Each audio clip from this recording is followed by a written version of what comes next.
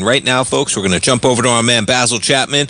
Basil hosts the Tiger Technicians Hour every morning live at 10 a.m. Eastern Time, and you can check out his outstanding opening call newsletter right on the front page of TFNN, folks. Hit that opening call graphic, and you'll see you can subscribe to Basil's newsletter for a month for $149, 6 months for $695, which is a savings of $199 or 22%, or sign up for the year for $1195. You save $593, 33%. The best part is all of them come with a 30-day money-back guarantee, folks. So if you plan to keep it, think about signing up for those longer-term subscriptions. You still get a 30-day money-back guarantee.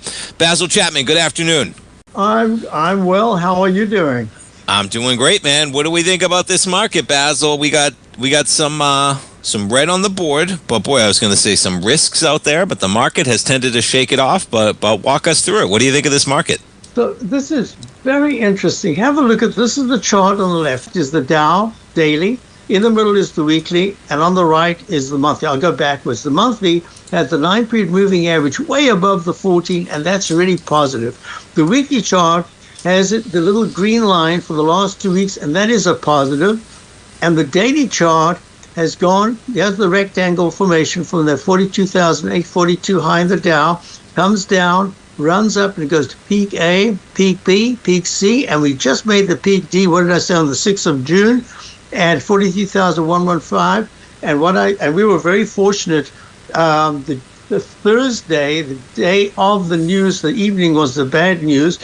We had already, fortunately, had gone short, 3 times short the Dow. This is the SDOW. We are still long the Dow from way, way lower. But I wanted to keep this at a short position, a shorter term, and I've got the longer term position.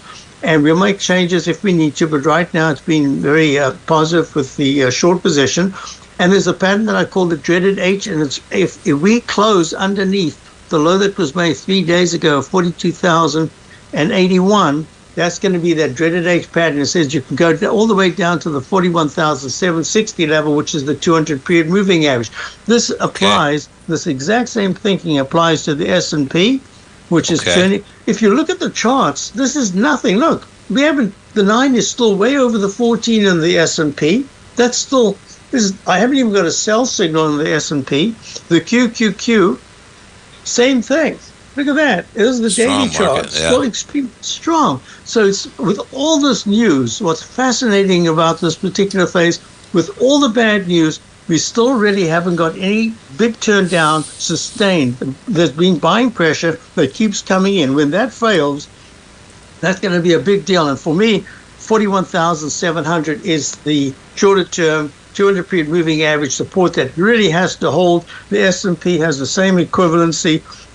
In that case, I'd call it the 5,900. We're at 5,988. Take 5,900 out, and that'll start a longer, more protected down move. So within the context, it's interesting. You were talking about Microsoft. We've been long Microsoft from 338 for a long time, taken quite a lot off. And here it is, just making an all-time high yesterday. Today's pulling back. You could barely see a downturn.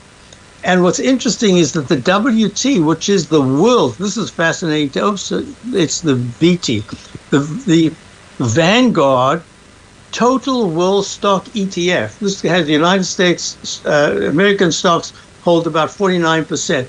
Look, within a couple of points of an all-time high. That's the world stock with all the bad news that you've got. I think the bad news is going to impact the market, but so far it's more like a slow rollover, and at some point it'll accumulate. So I've been considering for at least a couple of weeks now that we're in a digestive phase.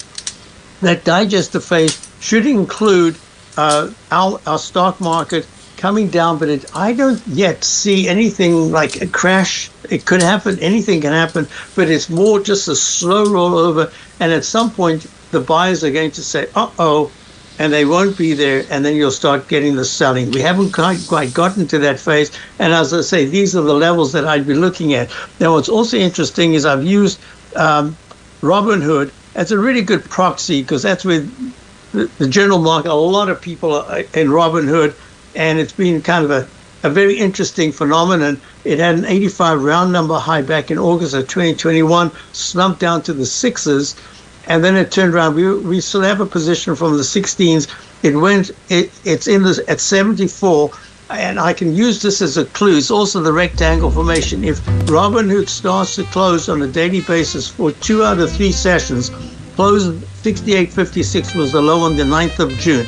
If it closes under 60, I would put it at 67. If it closes under 67, I think you're going to see the general market start to move much lower. And we've still long our gold position, and gold is still holding in because it's kind of a proxy for geopolitical activity. It sure is. Basil, some great trades. I appreciate the information. We look forward to the Tiger Technicians Hour tomorrow. Have a great night, man. Thank you very much, Tommy. Thank you. Folks, check out Tiger Technicians. Check out Basil on the front page of TFNN. We'll be right back.